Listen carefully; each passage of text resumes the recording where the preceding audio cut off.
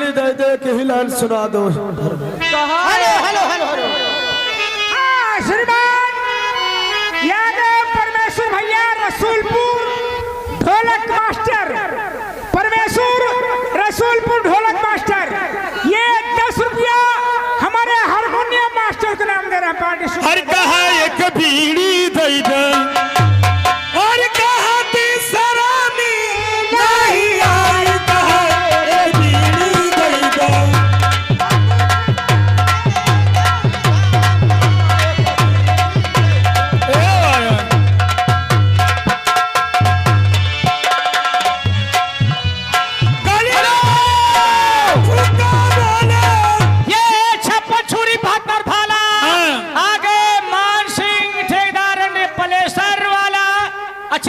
से जी 11 रुपए का है ना। शुक्रिया करती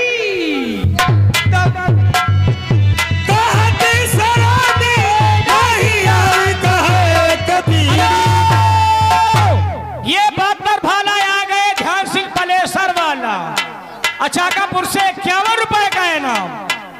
हाँ ये गए होरीलाल भैया दीवाना और हरमोहन भैया मस्ताना खरसोला, ये 30 रुपया नाम। उनका कहना है भैया खेल शुरू करो। ये आगे हमारे ये राम विशाल भैया चाकापुर, राम विशाल भैया चाकापुर से 11 रुपए का है नाम। शुक्रिया सभी महान भाव।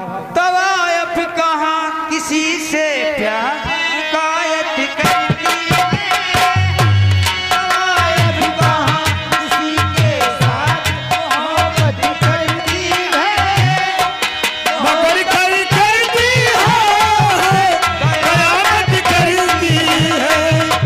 तवायफ कहाँ किसी के साथ मोहब्बत करती है।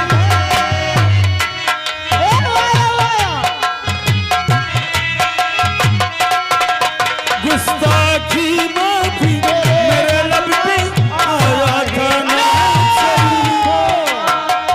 ये आगे छप्पन छुरी बहत्तर भाला आ गए ध्यान सिंह पलेसर वाला 21 रुपए का नाम अचाकापुर से। शुक्रिया धन्यवाद। गुस्ताखी माफी मेरे लब पे आया था ना,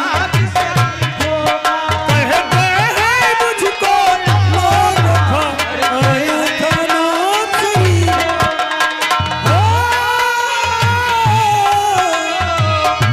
तवायफ कहाँ किसी के साथ मोहब्बत करती है, तवायफ कहाँ किसी के साथ मोहब्बत करती है, मगर जब करती है कयामत करती है। हेलो देखिए अचाकापुर निवासी भैया जी की तरफ से 11 रुपए का है नाम। नाम भैया क्या बता रहा है? राज बहादुर भैया। मैं साहबान को तहे दिल से शुक्रिया अदा धन्यवाद। एठ लाओ। शुक्रिया अदा मैं करती बन जाए बीच के हमरे राजा जी सुसत रहने धीरे होले होले आई माता राजा जी सुसत रहने होले बन जाल बीच के हमारे बटुआ के राजा जी सुसत रहने ये है श्रीमान हमारे मान सिंह भैया। ये मान सिंह भैया चाकापुर एंड शराबी, मान सिंह शराबी चाकापुर से 21 रुपए का है नाम। नहीं यार 21 रुपये तक आंग आंग बात से जाना यार हो काजीरा के धार हो तोरे खाते राजा जी जो सब रहने होले होले आई मजा राजा जी जो सब रहने